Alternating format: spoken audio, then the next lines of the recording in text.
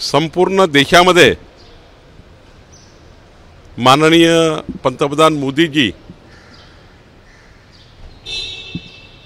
आणि मोदींचं सरकारबद्दल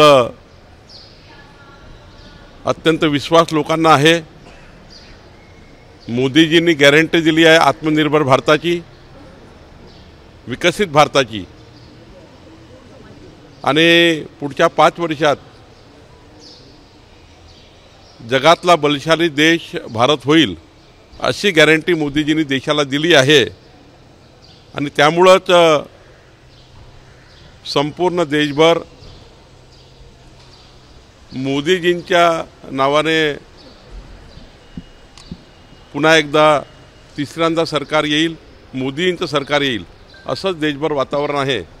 आणि त्यामुळे सर्वीकडेच नारे लागतात आहे।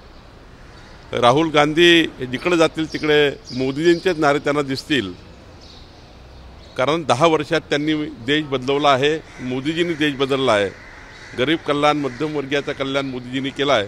त्यामुळे मला वाटतं की संपूर्ण देशामध्ये जनता मोदींच्या पाठीशी आहे। भाजप पुन्हा एकदा राष्ट्रवादी पवार गटाला धक्का देण्याच्या तयारीत आहे।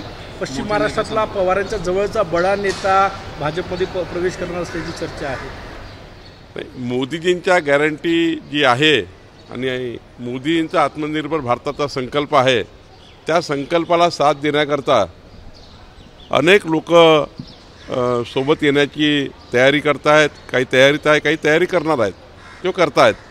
तर मला वाटतं की तुमच्याकडे जी माहिती आहे ती माझ्याकडे नाही आहे, पण कधीही काही होऊ शकतं। मोदीजींना साथ देण्याकरता कोणी येऊ शकतं। जयंत पाटलांकडे इशारा आहे। हा जो प्रश्न होता तो जयंत पाटलांसाठी होता। नाही, तुमच्याशी काही संपर्क झाला का? ते आले तर तुम्ही पक्षात घ्यायला तयार आहे का? जयंत पाटीलजी यांच्यासोबत माझा कुठलाही चर्चा नाही। त्यांनी कुठेही पक्षाच्या येण्याकरता ना कोणाशी संपर्क केला आहे, ना माझ्याशी बोलले आहे।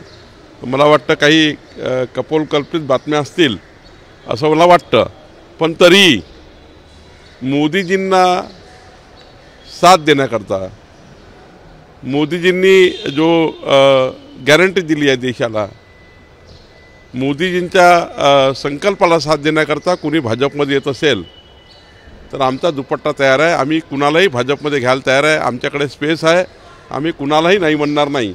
पण आमच्याकडे आमच्या विचारावर, आमच्या विचारधारेवर, आमच्या पक्षामध्ये जी काम करण्याची पद्धती आहे त्या विचारधारेला अनुसरून काम करावं लागतं, आणि त्याकरता कुणी आलं तरी आम्ही त्यांना पक्षात घेऊ। तुम्ही म्हणता की तुमच्याशी संपर्क नाही झाला, पण तुमचे वरिष्ठ आहेत किंवा इतर दिल्लीचे नेत्यांशी संपर्क होऊन किंवा भाजपच्या संपर्कात नाही असं तुम्ही नाकारणार का? नाही, मला याबद्दलची कुठलीही माहिती नाही। कुणाबद्दलही विश्वासार्हता धोक्यात येईल असं मी काही बोलणार नाही। जयंत पाटील हे वरिष्ठ नेते आहेत, मला ते कुणाच्या संपर्कात आहे हे माहिती नाही, पण माझ्या तरी संपर्कात ते कधीही नाही। तुम्ही म्हणजे भाजपचे दुपट्टे नेहमीच तयार आहे इनकमिंग वाल्यांसाठी, तुम्ही वारंवार बोलत असता। भाजपचे जे कार्यकर्ते आहेत त्यांच्यामध्ये कुठेतरी विविध मतदारसंघामध्ये जे आहे त्यांच्यामध्ये चलबिचल आहे, असंतोष म्हणणार नाही, मात्र चलबिचल नक्कीच आहे। एवढ्या मोठ्या प्रमाणात इनकमिंग होत आहे। देश कल्याणाकरता, राष्ट्र कल्याणाकरता, आत्मनिर्भर भारताकरता, विकसित भारताकरता आणि या संकल्पाला साथ देण्याकरता कुणी आमच्या पक्षात आलं तरी आमचे कार्यकर्ते कधी डिस्टर्ब होत नाही, कारण आमचे नेते आणि कार्यकर्ते हे राष्ट्र प्रथम या भूमिकेकरता काम करतात। आणि त्यामुळं एखाद्या कार्यकर्त्याला त्या ठिकाणी थोडी इन्सिक्युरिटी झाली तरी तो कार्यकर्ता समजून घेतो आणि पुन्हा कामाला लागतो। त्यामुळं फार काही आमच्याकडे असंतोष होत नाही। आमचा पक्ष हा एक विचारधारेने चालणारा पक्ष आहे, त्यामुळं फार काही चिंता करण्याची फार गरज नाही आहे। धक्का लागला तर कायदा सुव्यवस्था सांभाळता येणार नाही, पोलिसही माझं काही बिघडवू शकत नाही असं नितेश राणेंनी म्हटलं आहे। नितेश राणे काय बोलले मी तपासून बघेल। विजय वडेट्टीवार लोकसभा लढण्यास इच्छुक आहे, कुठेतरी भाजपच्या वाटेवर असल्याची मध्यंतरी चर्चा होती। मी आत्ताच सांगितलं की मोदीजींच्या संकल्पाला साथ देण्याकरता जे जे तयार आहेत त्यांच्याकरता आमचा दुपट्टा तयार आहे, पण विजय वडेट्टीवारजींनी अजून कुठलाही संपर्क केला नाही। शिरूर लोकसभेच्या जागेवरून राष्ट्रवादी आणि शिवसेना आमोरासमोर राहण्याची शक्यता आढळराव पाटलांनी म्हटलं की तो शिवसेनेचा मतदारसंघ आहे, राष्ट्रवादीनं त्यात लुडबुड करू नाही। आमचा केंद्रीय पार्लमेंटरी बोर्ड आणि आमचे हे 3 नेते बसतील तेव्हा जे काही जागेचं वाटप होईल ती जागा वाटप झाल्यानंतर जी जागा ज्यांना मिळेल ती निवडून आणणे आमची प्रायोरिटी आहे. कोणती जागा कुणाला मिळेल अजून ठरलं नाही.